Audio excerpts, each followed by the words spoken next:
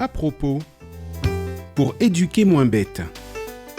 Une émission produite par le pôle éducation de l'Union franco-belge. À propos, saviez-vous que dormir est important ? En effet, nous le savons tous. Le sommeil joue un rôle essentiel sur le bon fonctionnement de notre organisme. Son influence sur la santé est aussi importante qu'une bonne alimentation ou encore l'activité physique. Chez les enfants, il contribue entre autres à une bonne croissance, au développement de bonnes défenses immunitaires, ainsi qu'à une bonne récupération physique et psychique. Mais plus que tout, il favorise un bon développement du cerveau. Et comme celui-ci mature jusqu'à l'âge de 25 ans environ, le sommeil est à prendre au sérieux bien au-delà de la petite enfance. Savez-vous que le sommeil se compose de 2 cycles essentiels ? Le sommeil lent profond et le sommeil paradoxal. Or, chacun de ces types de sommeil a sa particularité. Le sommeil paradoxal participe en effet beaucoup à la maturation du système nerveux, notamment durant les premières années, ainsi qu'au fonctionnement d'apprentissage et de mémorisation.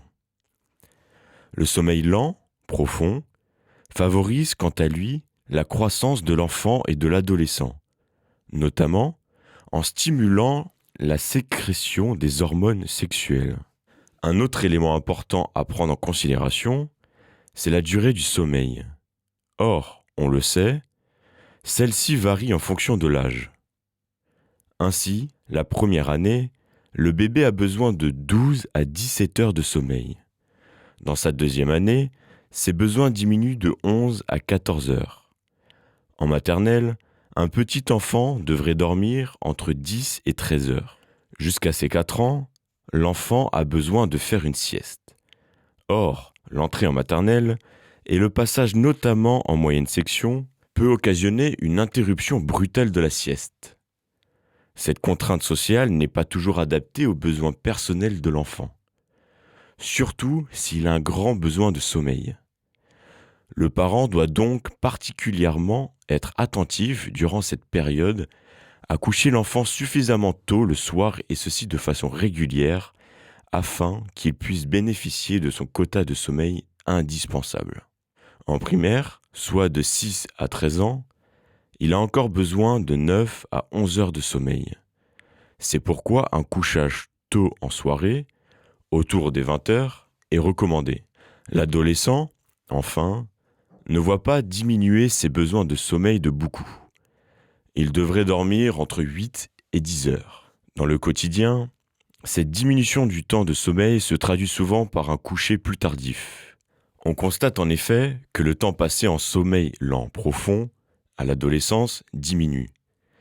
Et cela peut être fort préjudiciable car la période de l'adolescence est un temps de transformation physiologique et de recherche identitaire entre autres. De plus, la consommation d'écrans visuels ou informatiques et éventuellement de produits additifs impacte également la qualité du sommeil. Il est donc important de l'aider et de l'accompagner à veiller sur son sommeil.